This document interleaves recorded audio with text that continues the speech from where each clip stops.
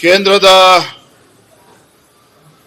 ಗೃಹ ಸಚಿವರು ಉಕ್ಕಿನ ಮನುಷ್ಯ ಎಂದೇ ಖ್ಯಾತಿಯಾಗಿರ್ತಕ್ಕಂಥ ಮಾನ್ಯ ಅಮಿತ್ ಶಾಜಿ ಅವರು ನಾಡಿದ್ದು 7ನೇ ತಾರೀಕು ತಮಿಳುನಾಡಿನಿಂದ ಕರ್ನಾಟಕಕ್ಕೆ ಬರ್ತಾ ಇದ್ರೆ ಬೆಂಗಳೂರಿನಲ್ಲಿ ನೆಲಮಂಗಲದಲ್ಲಿ ಬಹುಶಃ ಅಲ್ಲೊಂದು ಖಾಸಗಿ ಆಸ್ಪತ್ರೆ ವಿಶ್ವತೀರ್ಥ ಮಹಾಸ್ವಾಮೀಜಿಗಳವರ ಒಂದು ಆಸ್ಪತ್ರೆ ಉದ್ಘಾಟನೆ ಸಂಬಂಧ ಬರ್ತಾ ಇದ್ದಾರೆ. ಯಾವುದೇ ಒಂದು ಬೇರೆ ರಾಜಕೀಯ ಸಭೆಗಳು ಯಾವುದೇ ಸಭೆಗಳು ಇಲ್ಲ. 800 ರೂಪಾಯಿ ಇರೋದು 4,500 ಮಾಡೋದಕ್ಕೆ ಹೊರಟಿದ್ದಾರೆ. ಇವತ್ತು ಪತ್ರಿಕೆಗಳಲ್ಲೂ ಕೂಡ ಅದು ಉಲ್ಲೇಖ ಆಗಿದೆ. ಸದನದಲ್ಲಿ ಮಾತನಾಡ್ತೇವೆ. ಮಾನ ಮರ್ಯಾದೆ ಇಲ್ಲ ಸರ್ಕಾರಕ್ಕೆ. ಗ್ಯಾರಂಟಿಗಳು ಸರಿಯಾದ ರೀತಿಯಲ್ಲಿ ಅನುಷ್ಠಾನ ಆಗ್ತಾ ಇಲ್ಲ. ಇದ್ರ ಮಧ್ಯೆ ಬೆಲೆ ಏರಿಕೆ, ನಾನು ಮೊನ್ನೆನೂ ಕೂಡ ಹೇಳಿದೆ, ಇದು ರಾಜ್ಯದಲ್ಲಿರ್ತಕ್ಕಂಥದ್ದು ಇದು ಬಡವರ ವಿರೋಧಿ ಸರ್ಕಾರ, ರಾಜ್ಯದಲ್ಲಿರ್ತಕ್ಕಂಥದ್ದು ಇದು ಬೆಲೆ ಏರಿಕೆಯ ಸರ್ಕಾರ.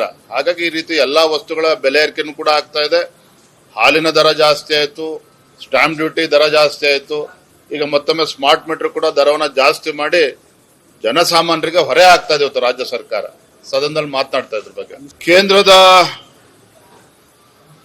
ಗೃಹ ಸಚಿವರು ಉಕ್ಕಿನ ಮನುಷ್ಯ ಎಂದೇ ಖ್ಯಾತಿಯಾಗಿರ್ತಕ್ಕಂಥ ಮಾನ್ಯ ಅಮಿತ್ ಶಾಜಿ ಅವರು ನಾಡಿದ್ದು 7ನೇ ತಾರೀಕು ತಮಿಳುನಾಡಿನಿಂದ ಕರ್ನಾಟಕಕ್ಕೆ ಬರ್ತಾ ಇದ್ರೆ ಬೆಂಗಳೂರಿನಲ್ಲಿ ನೆಲಮಂಗಲದಲ್ಲಿ ಬಹುಶಃ ಅಲ್ಲೊಂದು ಖಾಸಗಿ ಆಸ್ಪತ್ರೆ ವಿಶ್ವತೀರ್ಥ ಮಹಾಸ್ವಾಮೀಜಿಗಳವರ ಒಂದು ಆಸ್ಪತ್ರೆ ಉದ್ಘಾಟನೆ ಸಂಬಂಧ ಬರ್ತಾ ಇದ್ದಾರೆ.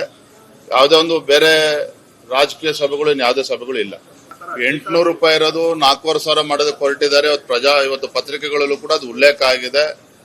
ಸದನದಲ್ಲಿ ಮಾತನಾಡ್ತೇವೆ. ಮಾನ ಮರ್ಯಾದೆ ಇಲ್ಲ ಸರ್ಕಾರಕ್ಕೆ. ಗ್ಯಾರಂಟಿಗಳು ಸರಿಯಾದ ರೀತಿಯಲ್ಲಿ ಅನುಷ್ಠಾನ ಆಗ್ತಾ ಇಲ್ಲ.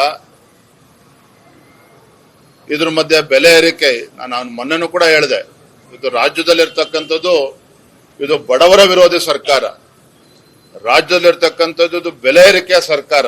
ಹಾಗಾಗಿ ಈ ರೀತಿ ಎಲ್ಲಾ ವಸ್ತುಗಳ ಬೆಲೆ ಏರಿಕೆನೂ ಕೂಡ ಆಗ್ತಾ ಇದೆ.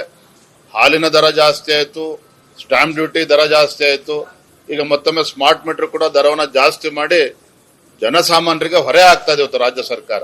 ಸದನದಲ್ಲಿ ಮಾತನಾಡ್ತಾ ಇದ್ರ ಬಗ್ಗೆ.